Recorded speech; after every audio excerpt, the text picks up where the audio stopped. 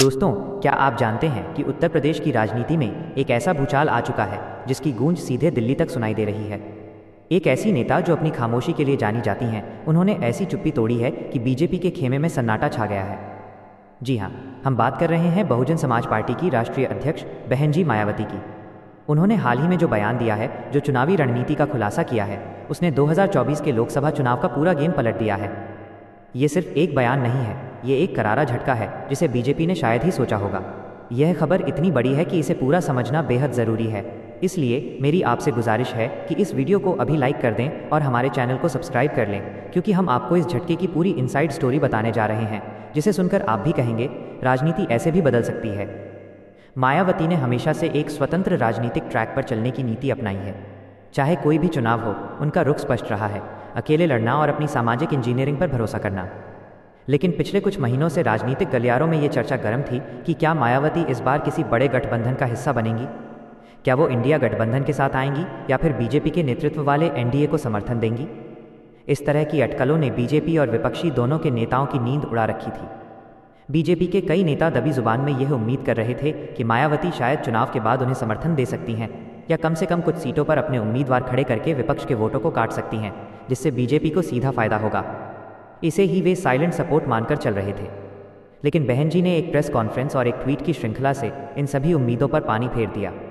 उन्होंने सीधे तौर पर यह ऐलान कर दिया कि उनकी पार्टी किसी भी गठबंधन का हिस्सा नहीं होगी।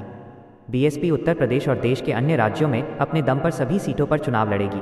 ये घोषणा उस समय आई जब बीजेपी अपनी 400 पार की रणनीति को जमीन पर उतारने में लगी थी और उत्तर प्रदेश की 80 सीटों को सबसे महत्वपूर्ण मान रही थी। इस घोषणा का सबसे बड़ा असर बीजेपी की सोशल इंजीनियरिंग पर पड़ रहा है। बीजेपी पिछले कुछ सालों से गैर जाटव, दलित और अति पिछड़े वर्गों को अपनी ओर खींचने की लगातार कोशिश कर रही है। उनका मानना था कि मायावती के अकेले लड़ने से दलित वोट बटेगा और इसका एक बड़ा हिस्सा बीजेपी के खाते में आ जाएगा। लेकिन मायावती ने अपने भाषणों और बयानों में जिस तरह से केंद्र सरकार की नीतियों पर हमला बोला है और दलितों, शोषितों और अल्पसंख्यकों के मुद्दों को उठाया है, उसने इस विभाजनकारी रणनीति को चुनौती दे दी है। उन्होंने स्पष्ट कर दिया है कि बीजेपी की कल्याणकारी योजनाएं केवल ऊपरी तौर पर दिखाई जाती हैं, जबकि ज़मीनी हकीकत कुछ और है।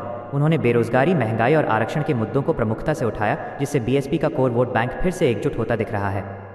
बीजेपी के रणनीतिकार यह अच्छी तरह से जानते हैं कि उत्तर प्रदेश में दलित वोट बैंक करीब 21% है, और इसमें से अगर मायावती एक बड़ा हिस्सा, मान लीजिए 12-14% भी अपने साथ बनाए रखने में कामयाब रहती हैं, तो ये सीधे तौर पर कई सीटों पर बीजेपी के लिए मुश्किल पैदा कर सकता है। पहले वे मानकर चल रहे थे कि इंडिया गठबंधन बनाम बीजेपी की सीधी लड़ाई में मायावती एक वोट कटर का काम करेंगी, लेकिन अब यह समीकरण बदल गया है। मायावती ने खुद को एक तीसरे मजबूत ध्रुव के रूप में स्थापित किया है, जिससे अब मुकाबला त्रिकोणीय हो गया है। त्रिकोणीय मुकाबले में अक्सर वो पार्टी लाभ उठाती है जिसका वोट बैंक सबसे संगठित और वफादार होता है। बीएसपी का जाटव, मुस्लिम, अति पिछड़ा समीकरण, जिस पर वो फिर से काम कर रही है, अगर जमीन पर उतर गया तो ये बीजेपी की राह में सबसे बड़ी बाधा बन जाएगा। यह झटका सिर्फ उत्तर प्रदेश तक सीमित नहीं है, बल्कि यह उन सभी राज्यों को प्रभावित करेगा जहां बीएसपी की उपस्थिति है, जैसे मध्य प्रदेश, राजस्थान और पंजाब। मायावती ने अपने बयानों में ये भी संकेत दिया है कि वो चुनाव के बाद किसी भी तरह के समर्थन पर विचार करने से पहले अपनी पार्टी की सीटों की संख्या को निर्णायक मानेंगी। उनका कहना है कि समान विचारधारा और बहुजन समाज के हित उनकी प्राथमिकता होंगे। यह बीजेपी के लिए एक दोहरा झटका है। पहला, चुनाव से पहले कोई गठबंधन नहीं, और दूसरा, चुनाव के बाद समर्थन की गारंटी भी नहीं। बीजेपी को अब अपनी पूरी रणनीति पर फिर से विचार करना होगा। उन्हें अपनी ऊर्जा न सिर्फ विपक्षी गठबंधन को हराने में लगानी होगी, बल्कि मायावती की बीएसपी को भी कमज़ोर करने की कोशिश करनी होगी, जो अब उनके लिए एक नई और अप्रत्याशित चुनौती बनकर उभरी है। ये सिर्फ एक राजनीतिक चाल नहीं है, ये सत्ता की कुंजी हासिल करने की एक सोची समझी रणनीति है। भाग 2। दोस्तों, पहले भाग में हमने देखा कि कैसे मायावती की अकेले चुनाव लड़ने की घोषणा ने उत्तर प्रदेश की राजनीति में भूचाल ला दिया। ये सिर्फ एक घोषणा नहीं थी, बल्कि बीजेपी के लिए एक बड़ा रणनीतिक झटका था, जिस पर हमने विस्तार से बात की। अब सवाल ये उठता है कि इस ऐलान के बाद बीजेपी के अंदर खाने में क्या चल रहा है, और दूसरा सबसे महत्वपूर्ण सवाल, विपक्षी गठबंधन इंडिया पर इसका क्या असर हुआ है। क्या उन्हें इससे फ़ायदा हुआ है, या फिर ये उनके लिए भी एक नई चुनौती बन गई है। आइए इन दोनों पहलुओं को गहराई से समझते हैं। मायावती के ऐलान के बाद बीजेपी के केंद्रीय नेतृत्व ने तुरंत एक आंतरिक समीक्षा बैठक बुलाई। सूत्रों के अनुसार इस बैठक में सबसे बड़ी चिंता उत्तर प्रदेश की उन 20 से 25 सीटों को लेकर व्यक्त की गई, जहां दलित और मुस्लिम वोट निर्णायक भूमिका निभाते हैं। बीजेपी की अब तक की रणनीति ये थी कि बीएसपी चुनाव लड़कर विपक्षी वोटों को काटेगी, जिससे सीधे तौर पर बीजेपी के उम्मीदवार जीत जाएंगे, भले ही उन्हें 40-45% वोट ही क्यों न मिले। लेकिन अब बीएसपी के पूरी ताकत से लड़ने और अपनी पुरानी सोशल इंजीनियरिंग जाटव जोड़ मुस्लिम को वापस लाने की कोशिश ने बीजेपी की गणित बिगाड़ दी है। बीजेपी के वरिष्ठ नेता अब ये मान रहे हैं कि मायावती का ये कदम विपक्ष को कमज़ोर करने के बजाय खुद बीजेपी की राह में कांटे बो सकता है। ऐसा इसलिए क्योंकि अगर बीएसपी का वोट शेयर 15-18% तक पहुंच जाता है तो ये सीधे तौर पर कई सीटों पर त्रिकोणीय संघर्ष को जन्म देगा। और त्रिकोणीय संघर्ष में अक्सर वो पार्टी हारती है जो अपने मुख्य वोट बैंक को एकजुट रखने में सफल नहीं हो पाती। बीजेपी ने अब अपनी रणनीति बदल दी है। वो अब मायावती की पार्टी पर सीधा हमला करने के बजाय लाभार्थियों बेनिफिशियरीज पर फोकस बढ़ा रही है। उनका लक्ष्य है कि वे केंद्र और राज्य सरकार की योजनाओं के लाभार्थियों को ये समझाएं कि मायावती केवल सत्ता की राजनीति कर रही हैं जबकि बीजेपी सेवा की राजनीति। इसके लिए बीजेपी अब अपने पन्ना प्रमुखों और शक्ति केंद्रों को सक्रिय करके दलित बस्तियों और अति पिछड़े समुदायों में व्यक्तिगत संपर्क पर्सनल आउटरीच पर जोर दे रही है। यह बीजेपी की रक्षात्मक रणनीति है जो दिखाती है कि वे इस झटके को कितनी गंभीरता से ले रहे हैं। दूसरी तरफ विपक्षी गठबंधन इंडिया के लिए भी ये स्थिति उतनी सरल नहीं है जितनी दिखती है। ऊपरी तौर पर मायावती का बीजेपी से अलग रहना विपक्ष के लिए राहत की बात है क्योंकि इससे बीजेपी को चुनाव के बाद समर्थन मिलने की संभावना खत्म हो गई है। लेकिन इंडिया गठबंधन के भीतर भी एक द्वंद्व शुरू हो गया है। एक तरफ समाजवादी पार्टी सपा और कांग्रेस के कुछ नेता ये तर्क दे रहे थे कि अगर मायावती उनके साथ आ जाती तो उत्तर प्रदेश में बीजेपी की जीत असंभव हो जाती। हालांकि मायावती के अकेले लड़ने के ऐलान से सपा को भी नुकसान हो सकता है। मायावती ने अपने भाषणों में जिस तरह से सपा सरकार के पुराने कार्यकाल पर हमला किया है उससे यह स्पष्ट है कि वो दलित और मुस्लिम वोटों को अपनी ओर खींचने की पूरी कोशिश करेंगी। मुस्लिम वोट जो पहले बड़े पैमाने पर सपा की तरफ जा रहा था अब उसमें विभाजन हो सकता है। अगर मुस्लिम वोट बीएसपी और सपा के बीच बढ़ता है तो इसका सीधा फायदा अंततः बीजेपी को ही मिल सकता है। इसलिए इंडिया गठबंधन के लिए अब चुनौती ये है कि वे न सिर्फ बीजेपी से लड़ें बल्कि मायावती के तीसरे मोर्चे को भी मजबूती से जवाब दें ताकि उनके मुख्य वोट बैंक पिछड़े और मुस्लिम में सेंधमारी न हो। कुल मिलाकर मायावती ने एक ही झटके में उत्तर प्रदेश के चुनावी परिदृश्य को जटिल बना दिया है। बीजेपी अब बचाव की मुद्रा में है और अपनी माइक्रो प्लानिंग सूक्ष्म योजना पर भरोसा कर रही है। वहीं इंडिया गठबंधन को अब न सिर्फ अपनी एकजुटता दिखानी होगी बल्कि मायावती के दलित मुस्लिम समीकरण की काट भी ढूंढनी होगी ताकि वोटों का विभाजन उनके लिए महंगा साबित ना हो। ये चुनाव अब दो तरफा नहीं बल्कि त्रिकोणीय टक्कर का रूप ले चुका है और इसी में सत्ता की असली चाबी छिपी है। क्या आप किया गया है? भाग 3। दोस्तों, पहले 2 भागों में हमने देखा कि मायावती के अकेले लड़ने के फैसले ने कैसे बीजेपी और विपक्षी गठबंधन दोनों की रातों की नींद उड़ा दी है। लेकिन इस घोषणा के दीर्घकालिक परिणाम क्या होंगे? ये सिर्फ एक चुनाव की बात नहीं है बल्कि ये फैसला उत्तर प्रदेश की राजनीति की दिशा को आने वाले दशकों के लिए तय कर सकता है। इस भाग में हम देखेंगे कि इस फैसले का मायावती की अपनी पार्टी बीएसपी पर क्या असर पड़ेगा और वो कौन सा मास्टर स्ट्रोक खेल रही हैं जिसे अभी तक राजनीतिक पंडित पूरी तरह समझ नहीं पाए हैं। मायावती का ये कदम, जिसे कुछ लोग आत्मघाती मान रहे हैं, असल में बीएसपी के अस्तित्व और पुनरुद्धार के लिए एक सोची समझी रणनीति हो सकती है। पिछले कुछ चुनावों में बीएसपी का वोट शेयर लगातार गिरता रहा है जिससे पार्टी के कार्यकर्ता और समर्थक हतोत्साहित हुए थे। गठबंधन में जाने का मतलब होता छोटी संख्या में सीटों पर लड़ना जिससे पार्टी का संगठनात्मक ढांचा और कमज़ोर हो जाता। अब सभी 80 सीटों पर लड़ने का फैसला लेकर मायावती ने न सिर्फ अपने कार्यकर्ताओं में नई ऊर्जा भर दी है बल्कि उन्हें ये संदेश भी दिया है कि बीएसपी अभी भी मुख्यधारा की राष्ट्रीय पार्टी है, न कि किसी गठबंधन की पिछलग्गू। बीएसपी की यह रणनीति 2 मुख्य लक्ष्यों पर केंद्रित है। पहला, अपने कोर जाटव वोट बैंक को मजबूत करना और दूसरा, मुस्लिम और अति पिछड़े मोस्ट बैकवर्ड क्लासेस वोटर्स को वापस जोड़ना। मायावती ने हाल ही में जिस तरह से अल्पसंख्यक समुदाय और अति दलितों पर फोकस किया है वो दिखाता है कि वो 2007 वाले अपने सर्वजन सुखाई के फॉर्मूले को फिर से जिंदा करना चाहती हैं। उन्होंने अपनी रैलियों में केंद्र सरकार द्वारा दलितों की अनदेखी और आरक्षण पर मंडराते खतरे जैसे मुद्दों को प्रमुखता से उठाया है।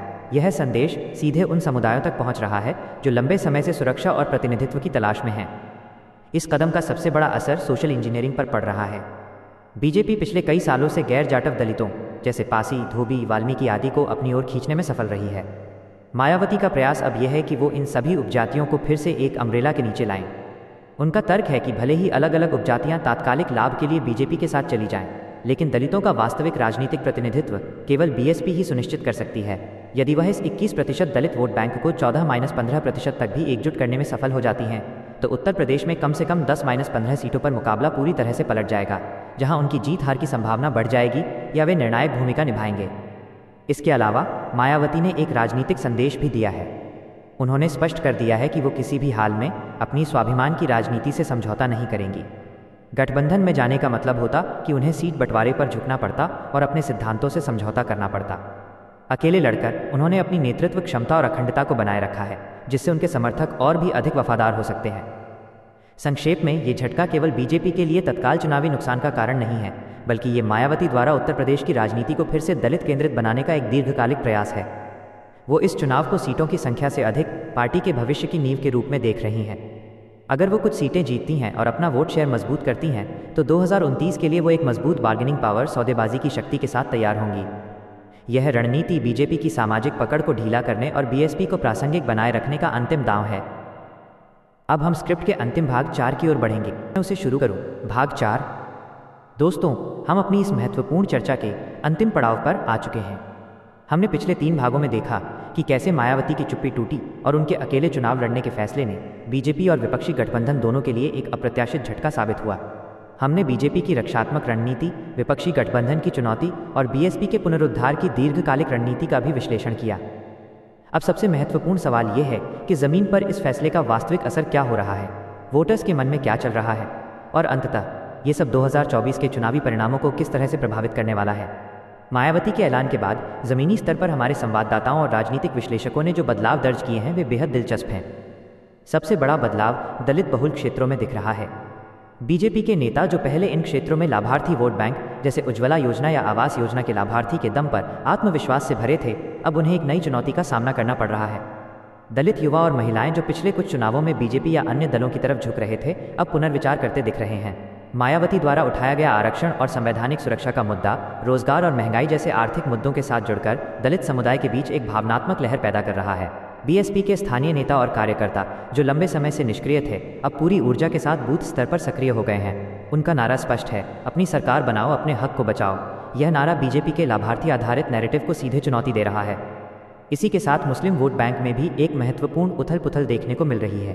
पारंपरिक रूप से ये वोट समाजवादी पार्टी की ओर झुका रहा है, लेकिन मायावती ने कुछ सीटों पर मजबूत मुस्लिम उम्मीदवारों को मैदान में उतारा है, जिससे ये संदेश गया है कि वो वास्तविक विकल्प बन सकती हैं।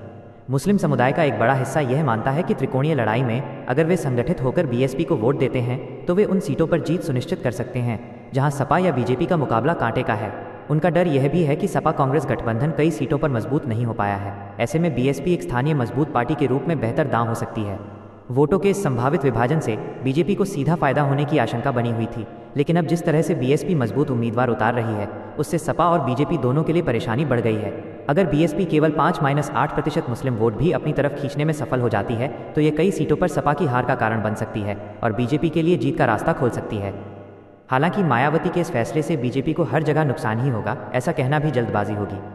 बीजेपी के रणनीतिकार अब गैर Yadav OBC, non Yadav OBC और गैर जाटव दलित, नॉन जाटव दलित वोटों को और मजबूत करने पर ध्यान केंद्रित कर रहे हैं।